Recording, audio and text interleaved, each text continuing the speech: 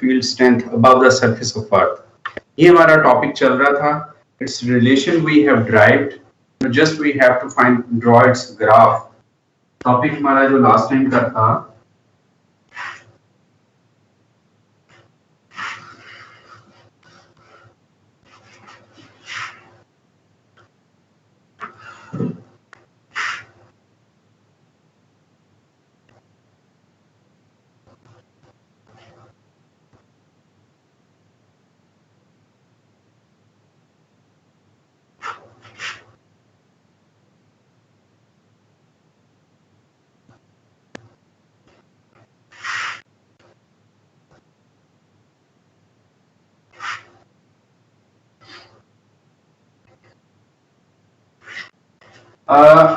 Just I will recall main points, then I will draw its graph और फिर उसके बाद नेक्स्ट टॉपिक में चलेंगे। If you remember last time we said on the surface of Earth, the gravitational field strength is GME upon R square, RE square. This is gravity on the surface of Earth.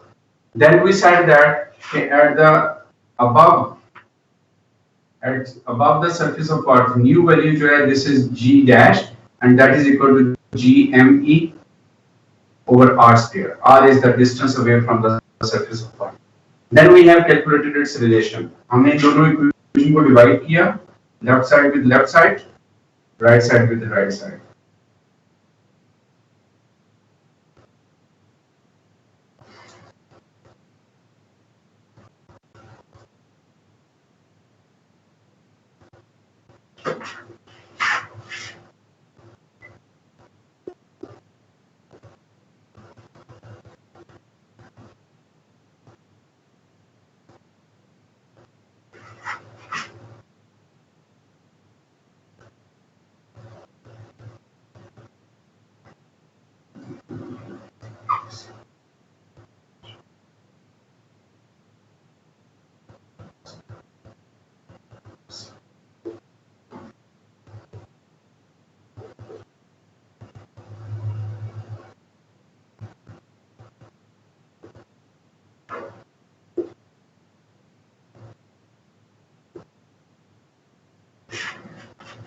देखिए ये relation हमने last time drive किया था।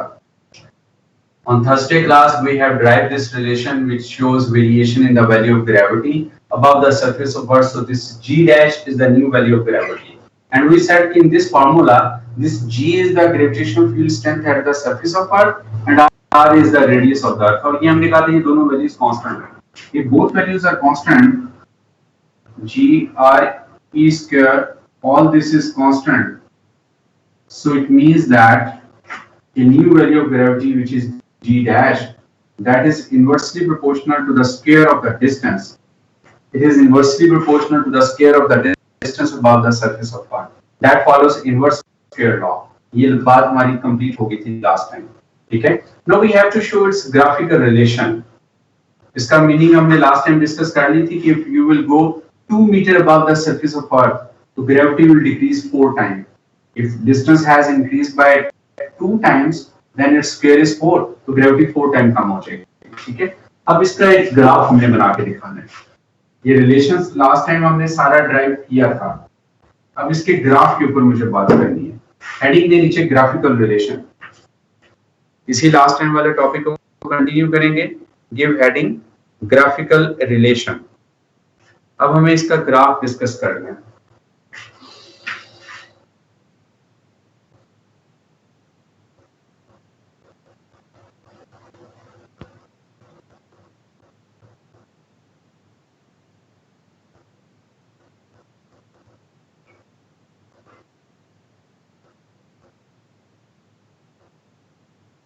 y axis पे आप gravitational field strength को plot कर लें।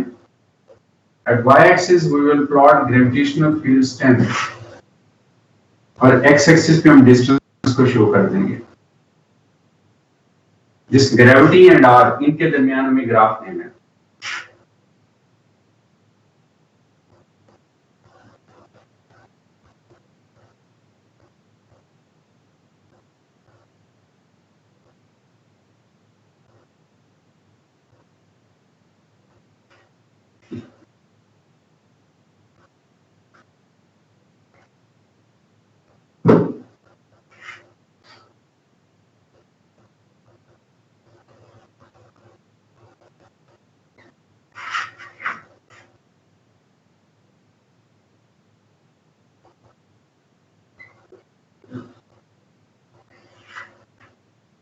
देखिए ये ग्राफ की शेप बन रही है. From O is the centre of the earth, from centre of earth till radius. In between हम ग्रेविटी को डिफाइन नहीं कर रहे. If you consider earth has a sphere, then from the center of earth till this radius, this is the center of the earth, O is the center of the earth, and at the surface distance जो cover हो रहा है surface पे, that distance is equal to radius of the earth, and at this surface there is a maximum gravity which is 9.81 meter per second square. So this maximum value at this point it is 9.81. This is 9.81 maximum value. The value मैं यहाँ पे show कर देता हूँ. At the surface of part, you will find maximum value 9.81. So, as you will move away from the surface of part, then gradually the gravity will decrease. It is inversely proportional to the square of the distance. ये जो मैंने point लिखा है ना, R is equal to RE. It means that you are talking about at the surface of part. At the surface of part, the new gravity or actual gravity एक ही चीज होगी and its value is 9.81. This is at the surface of part जहाँ पे distance radius के equal है. And when you will go away from the surface, तो ये curve की form में graph आ जाएगा. This graph will show that कि G dash is inversely proportional to the square of the distance. तो ये आपके पास graph की shape आ जाएगी. Okay, draw this graph.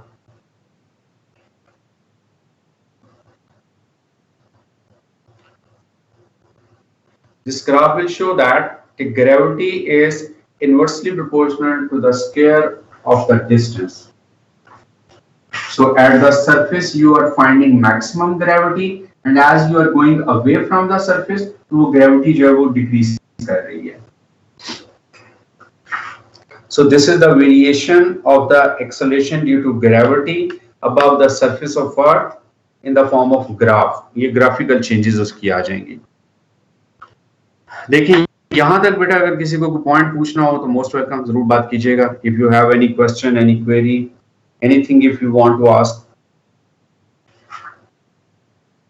अच्छा जी, ये ग्राफ कंप्लीट कर लें तो मुझे बताएं और नेक्स्ट आगे नए टॉपिक की हेडिंग दें.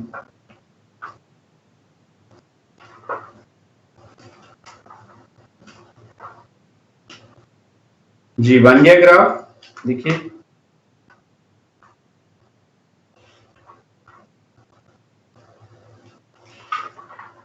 जी, नेक्स्ट हेडिंग दें. This is the next new topic in this chapter. Chapter जो मेन हम डिस्कस कर रहे हैं, we are talking about gravitation. This is your second chapter, gravitation. In this chapter we have revised, we have discussed. First of all जो मेरा पहला lecture था, at the beginning of this chapter gravitation, we have defined gravitational field strength. ठीक है. Then after that gravitational field define we have done. Then after that we have discussed Newton's law of gravitation. Then we have calculated mass of Earth. Then after that we have discussed this topic, variation in the value of g, small g. This is the acceleration due to gravity or gravitational field strength above the surface of Earth. Its relation we have derived on last class on Thursday. आज मैंने इसको recall भी किया है, and this is the graphical relation. Topic complete हुआ. आगे next heading दें इसी चैप्टर में, gravitational potential. The new heading, new topic is gravitational potential.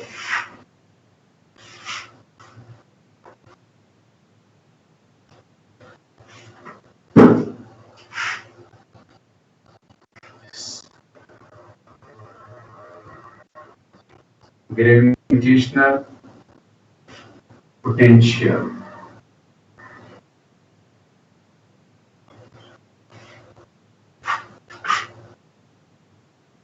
Or you can call it energy in gravitational field.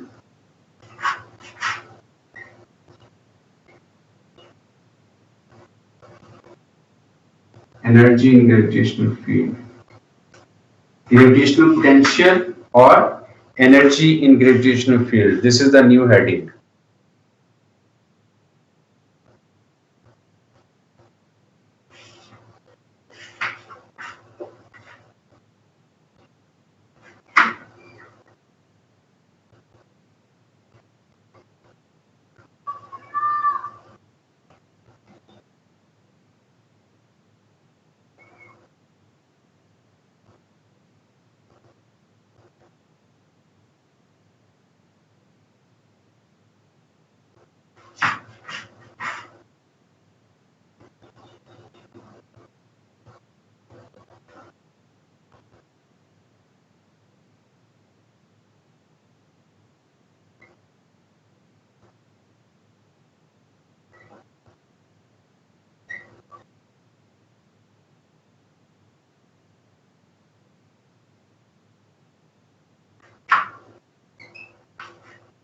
Ji just a minute wait, अभी draw नहीं कीजिएगा, just let me little bit explain this diagram, फिर आप बनाइएगा, फिर topic में continue करूंगा. Suppose that away from the surface of Earth, we have a unit mass. Unit mass means 1 kg mass. We have 1 kg mass which is present at infinity point. ये infinity का sign होता है. 1 kg mass is present at infinity point at this moment. What do you mean by infinity point? Infinity point is that point where gravity is zero.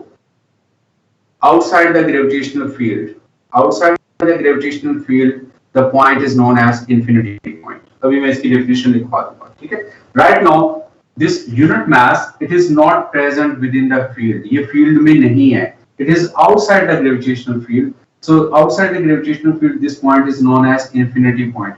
How you can find out this point? Let's say if we throw some object in the upward direction, then definitely after some time it will come back because it is within the field.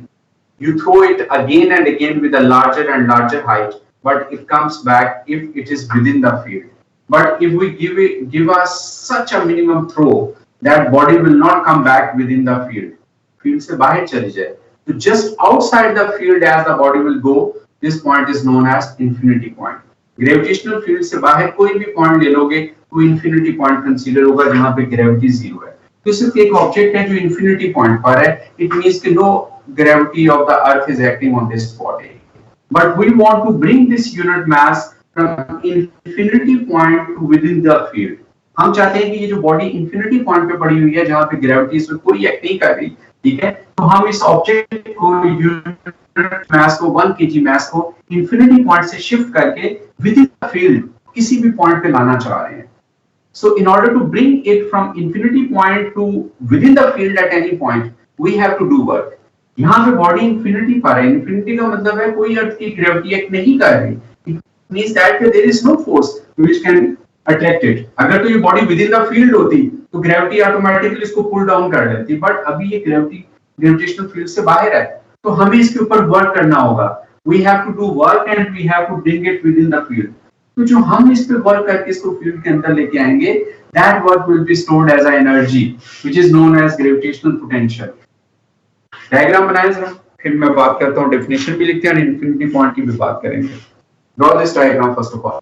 Are क्या चीज है? R is the distance from infinity point to within the field, जहां पे भी हम लेके आएंगे. Are की वैल्यू डिपेंड करेगी कि हम कितने डिस्टेंस तक उसको अंदर शिफ्ट करते हैं. This R is a variable value, small R. Capital R जो है this is radius of the R, और small are is the distance covered by the mass. दो बातें मैं यहाँ पे लिख देता हूँ. आर ई जो है that is radius,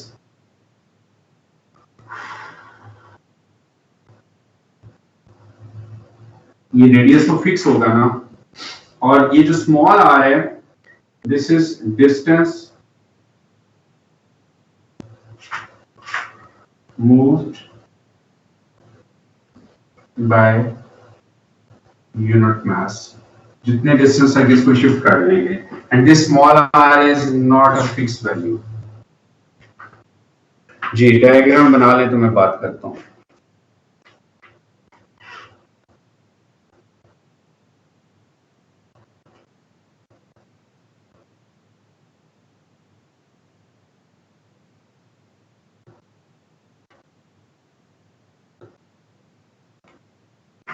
diagram complete हो जाए तो मुझे बताइएगा बस.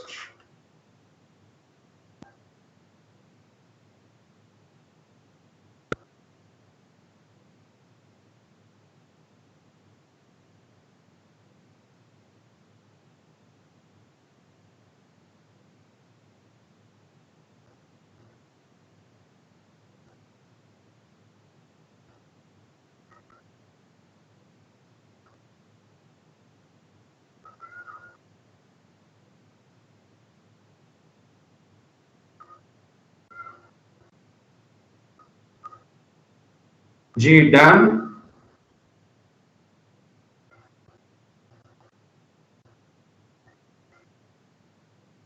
स्टूडेंट्स देखिए डायग्राम बन गई है बेटा.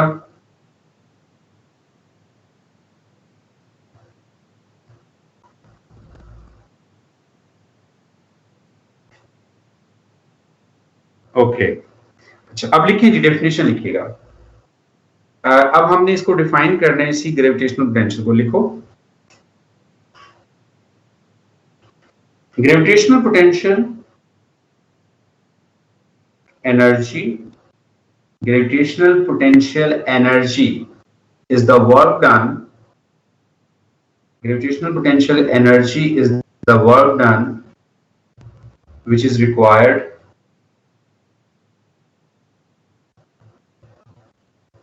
gravitational potential energy is the work done which is required to bring a unit mass which is required to bring a unit mass from infinity to that point, unit mass from infinity to that point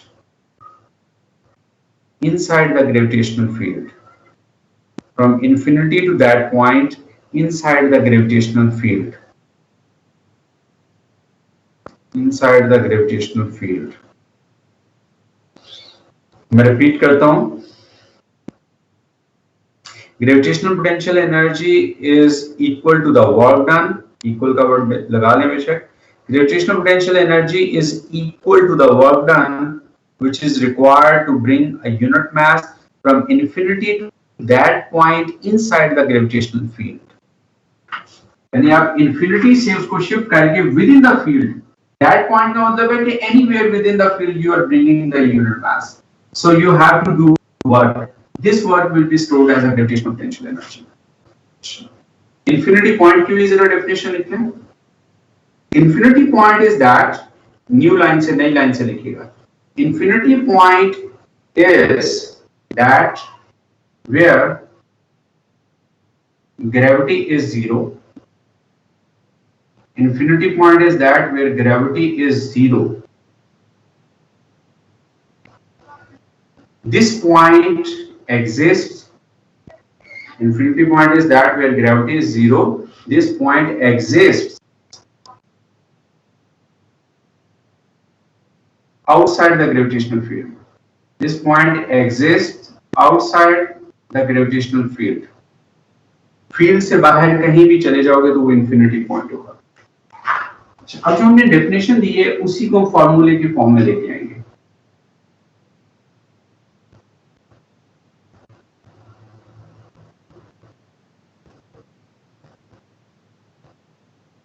हमने कहा कि this is equal to the work done. This is equal to the work done which is required to bring unit mass from infinity to that point. तो उसी चीज को जरा देख लेते हैं हम लोग. ग्रेविटेशनल पोटेंशियल क्या हो जाएगा? This is work done over mass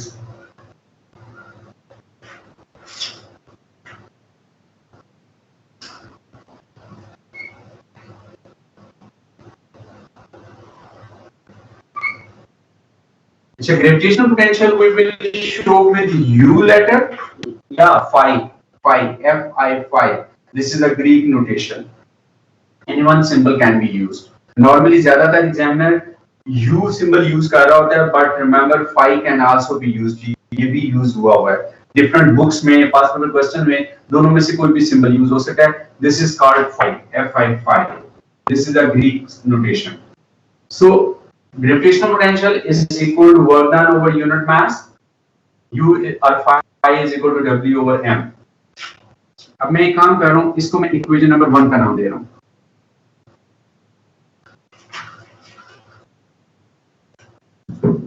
इसको मैं रिलेशन 1 बना देता हूँ.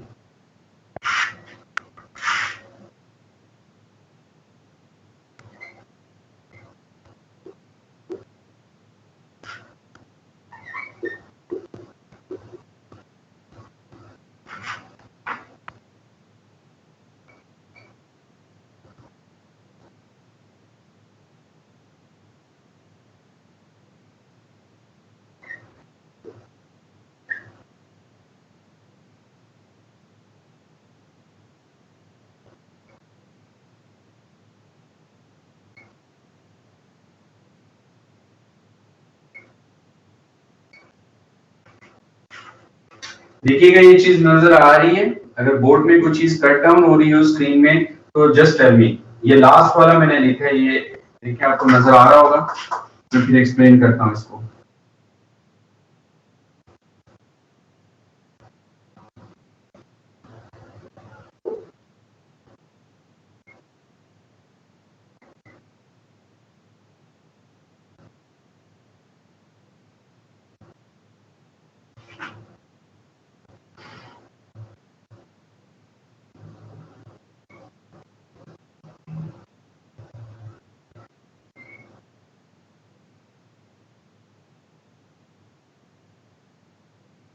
जी हाँ जी बताइए क्या कह रहे हैं आप?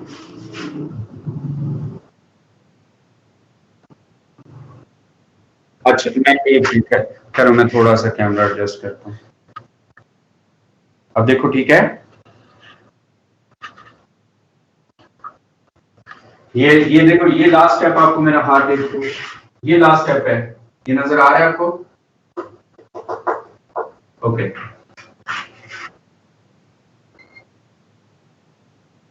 मैं एक्सप्लेन करती हूँ, रिलैक्स रिलैक्स, एक्सप्लेन मैं सारा करूंगा, जस्ट लेट मी राइट, मैं सारा आपको बताऊंगा कि मैंने क्या किया, जस्ट कॉपी नहीं करना, मैं एक्सप्लेन करता हूँ, जस्ट 1 मिनट।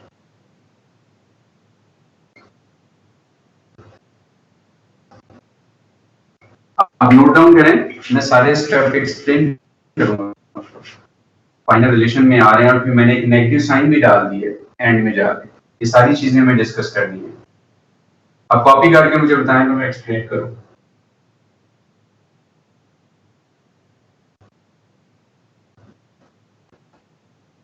ये वाला आई थिंक सो, ये तो आपको, ये तो मैंने यहाँ पे, ये है कि सो इक्वेशन 1 बिकम्स, यहां से आपने देखना है, ये स्टेप के बाद ये स्टेप आ रहा है, ठीक है? वो तो हेडिंग का हिस्सा ना, उसको छोड़ दें, ये मैंने लाइन लगा दी है। आफ्टर दिस स्टेप ये सारे आगे आपके आ जाएंगे। जी जब सारा नोट डाउन कर लो तो मुझे बताओ, मैं एक्सप्लेन करूं।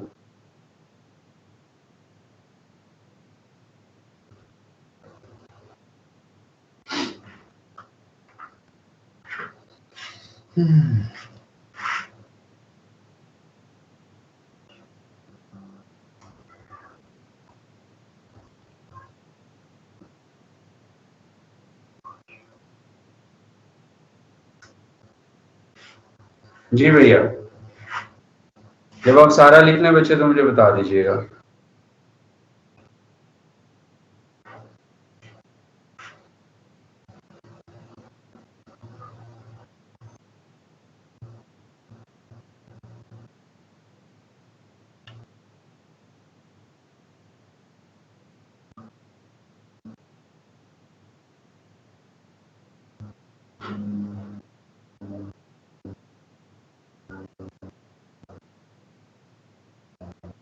जी लिख लिया है?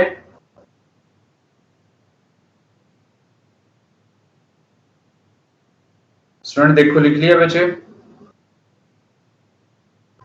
अब इधर बोर्ड की तरफ देखिएगा। देखिए मेन हमारे,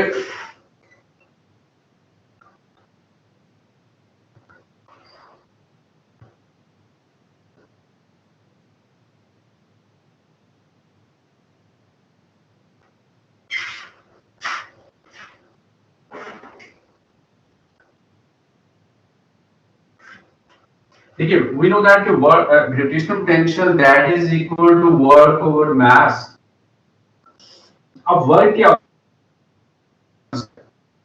force we will find with the help of Newton's law of gravitation। Newton's law of gravity क्या है? Capital G m1 multiplied by m2 divided by distance का स्क्वायर। अब एक मास मेरे पास me है, this is mass of the earth. Second mass मेरे पास स्मॉल m है, which is mass of the body, जिसको हम अंदर लेके आ रहे हैं फील्ड में। तो एक मास ऑफ अर्थ हो गया जिसका फील्ड है, और small m is the mass of that body which we are shifting within the field. तो ये दोनों मासेस का प्रोडक्ट डिवाइडेड बाय डिस्टेंस का स्क्वायर, ठीक है? ये फोर्स आ गई मेरे पास सारी, और ये s की जगह पे वो डिस्टेंस r है जो कवर हो रहा है। अब ये r एक r से कैंसिल आउट हो जाएगा, तो ये फोर्स इनटू डिस्टेंस को मैंने सॉल्व किया है, तो वर्क मेरे पास आ रहा है g me into m upon r। ये एम के साथ जो ई लिखते हो that stands for the earth. मैं बार बार आपको हाईलाइट किया है कि this M means this is the mass of the earth, this is mass of the earth. तो आपके पास क्या आ रहा है कि you know that the work is force into distance, force you will find by Newton's law of gravitation, which is gm into m divided by r square multiply ये force होगी multiply by distance, distance ये r है जो cover हो रहा है, so 1r will cancel out, तो work आ जाएगा gme into m over r। This relation of the work we will substitute in this equation number 1। ये equation 1 क्या बनाई हमने, gravitational potential का relation दिया है work done over mass। This work का ये जो relation आ रहा है, this relation of the work we will substitute in this equation। तो इसको आप सब्स्टिट्यूट कर देंगे तो W वर्क की जगह पे आपका ये सब्स्टिट्यूट हो गया gmm over r, this is the work done divided by mass। तो ये वर्क ओवर mass आपके पास ग्रेविटेशनल पोटेंशियल आ गया। तो just simplify it, first ratio आपकी एज इट इज लिखी जाएगी, लोअर रेशियो जो है m है, m के नीचे कुछ नहीं है तो 1 है, इसको क्रॉस मल्टीप्लाई कर लो तो ये 1 over m हो जाएगा। अब ये एक m से कैंसिल आउट हो जाएगा, तो आपका ग्रेविटेशनल पोटेंशियल जो आ जाएगा this is gme upon r, ये आपका ग्रेविटेशनल पोटेंशियल का रिलेशन बन जाएगा। ठीक है, अच्छा अब साथ में एक नेगेटिव साइन भी डाल दिया है, इसकी रीजन क्या अभी बताता हूं। फर्स्ट ऑफ ऑल अब आप देखो ये सारे स्टेप देखो डेरिवेशन वाले, नेगेटिव को मैं अभी एक्सप्लेन करता हूं, नेगेटिव मैंने क्यों सब्स्टिट्यूट किया है, बाकी स्टेप सारे देखो। Are you getting this formula? यहां तक कुछ प्रॉब्लम है, कुछ स्टेप नहीं समझ आया तो मुझसे बात करें आप, फिर हम नेगेटिव की रीजन की तरफ जाते हैं। सर वर्क डन और फोर्स क्या सेम है इस केस में फॉर्मूला? नहीं भाईजान, वर्क डन फोर्स के सिर्फ इक्वल नहीं है, work done force into distance है। आप जरा इस बात को आर कट रहा है तो मेरी जान कटेगा ना, फोर्स के फार्मूले में ये आर स्क्वायर आता है कि नहीं आता फोर्स के फार्मूले में? सिर्फ ओनली अगर आप फोर्स की बात करते हो, सिर्फ जस्ट फोर्स, एक मिनट आप वेट करें, अब ठीक नहीं है, अब ठीक करेंगे इसको। अगर जस्ट आप फोर्स की बात करते हो तो ये mass of earth multiply mass of body divided by square of the distance, ये चीज जस्ट आपके पास फोर्स है। ठीक है, अब ये फोर्स है, ये फोर्स मैंने डाल दी, मल्टीप्लाई बाय ये डिस्टेंस किया, तो एक आर जो डिस्टेंस वाला है वो फोर्स के फार्मूले में जो आर स्क्वायर था उसके साथ कैंसिल आउट हो गए। तो अब जरा थोड़ा सा गौर कीजिएगा, फोर्स के फार्मूले में आर स्क्वायर है, ये मल्टीप्लाई करके जो W आ रहा है वो gmm upon r है। This is not equal to force, ये फोर्स इनटू डिस्टेंस हुआ हुआ है। अगर ये जस्ट वर्क फोर्स की इक्विवेलेंट होता तो यहां तो r स्क्वायर होना चाहिए था। देखिए बात समझ आ रही मेरी आपको? Is that clear? Yes sir. Okay, तो ये बेटा फोर्स इनटू डिस्टेंस करके तो ये एक r कैंसिल हुआ है। अच्छा देखने में जहां से आप कंफ्यूज हो रहे हैं वो देखने में ऐसा ही नजर आ रहा है कि यार ये शायद फोर्स वाला ही फार्मूला है, फोर्स वर्क की इक्विवेलेंट है। नो, अब गौर करेंगे फोर्स में यहाँ पे बेटा नीचे r स्क्वायर है, जबकि यहाँ तो एक r आ रहा है, तो इसका मतलब कि हमने फोर्स इनटू डिस्टेंस को मल्टीप्लाई करके एक r कैंसिल आउट हुआ है हमारा, तो ये वर्क निकला है। अब ये वर्क हमने यहाँ पे w की जगह पे सब्स्टिट्यूट करके तो ये फार्मूला ले लिया।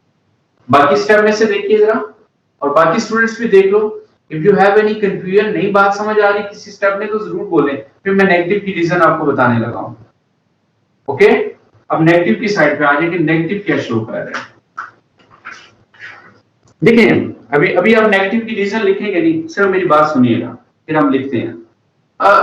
एज आई टोल्ड यू कि initially body is present at infinity point. Infinity point हमने कहा था कि यार वो पॉइंट है जहां पे ग्रेविटी नहीं है।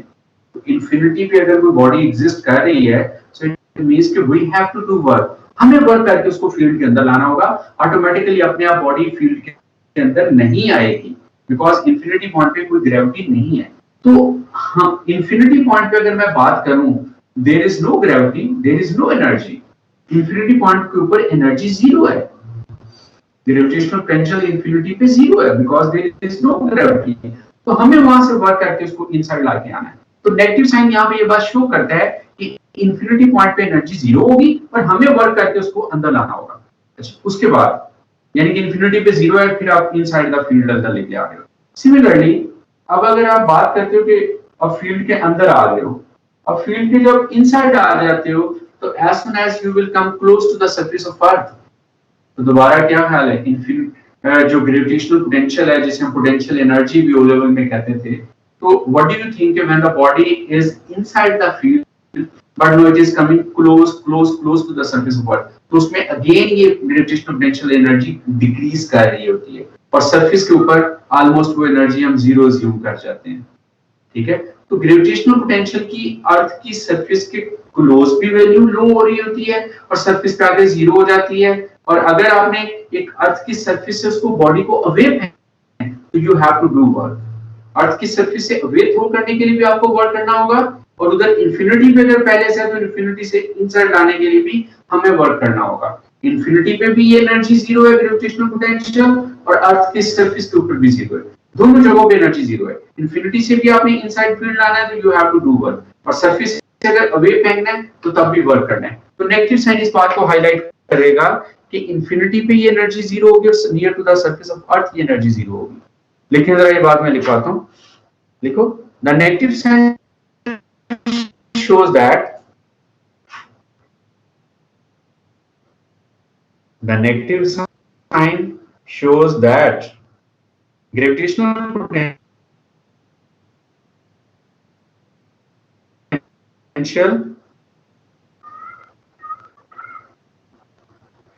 potential at the surface of gravitational potential at infinity is zero.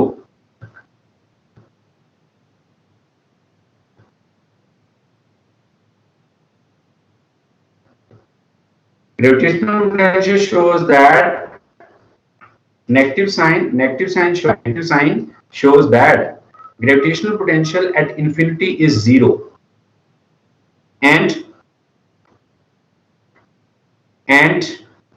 we have to do work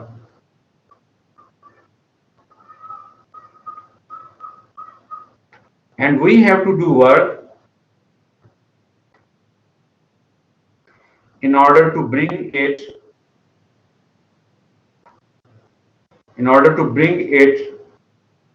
close to the surface of, in order to bring it within the field, we have to do work in order to bring it within the field.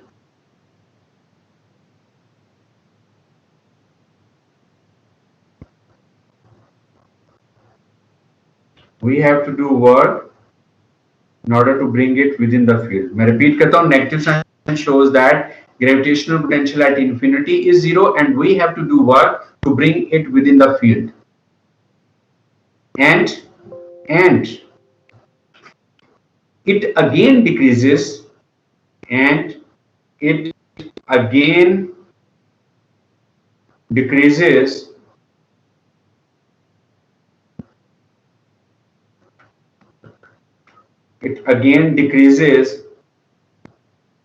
close to the surface of earth.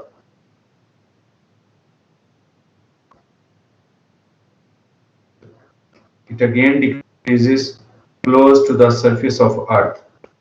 यानी surface of अर्थ के close जाके ये energy दोबारा कम होना शुरू हो जाती है।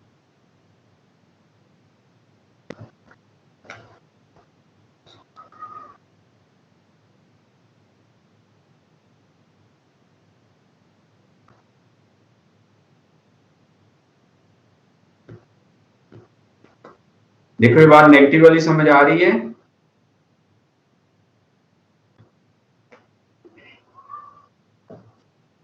कि नेगेटिव का मतलब ये है कि एक तो इंफिनिटी पे ये एनर्जी जीरो है, नंबर दो close to the surface of earth फिर ये एनर्जी कम होना शुरू हो जाती है।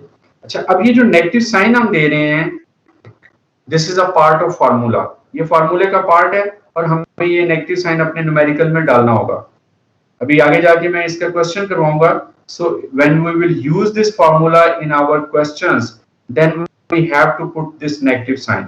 नेगेटिव साइन हमें अंदर डालना होगा, ठीक है? अच्छा, आगे हेडिंग दो graphical relation. Graphical relation of gravitational potential. Graphical relation of gravitational potential. अब इसका हमें ग्राफिकल रिलेशन देना है।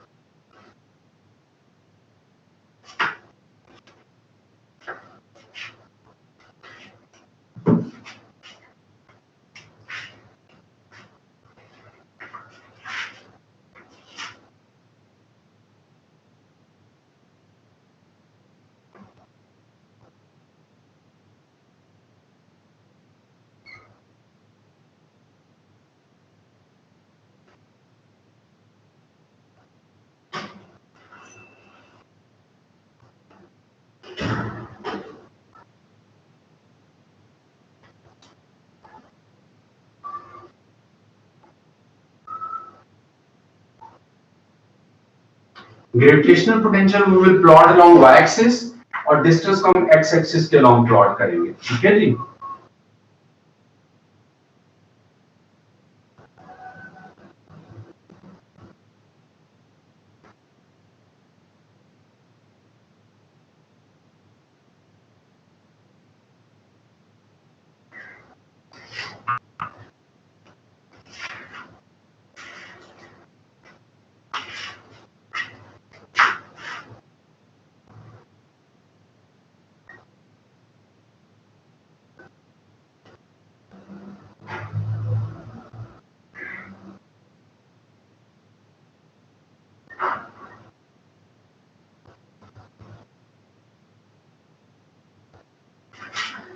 देखिए इसका ग्राफ इस टाइप का आएगा, because this is a negative value, तो ये सारा ग्राफ नेगेटिव एक्सिस में हमने देना है।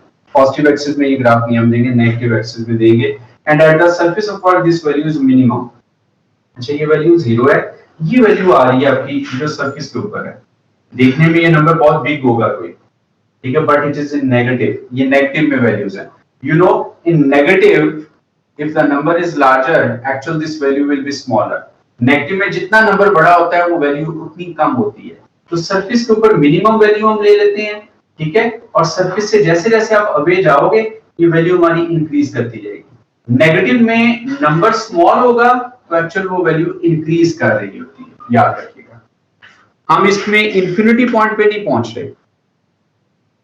विद इन द फील्ड हम ये ग्राफ दे रहे हैं, within the field at the surface of Earth you will find minimum value, ठीक है, number is bigger but this is a negative number so value will be smaller and as you will go away from the surface of Earth तो ये negative में number कम होता जा रहा है but actual value will increase, ठीक है, तो ये कोई maximum value आपके पास आ रही है।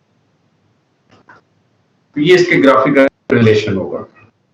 अब एक बात और इसकी नोट करें, if we find out its gradient, इस ग्राफ अगर मैं gradient निकालूं उसका gradient किसके इक्विवेलेंट होगा?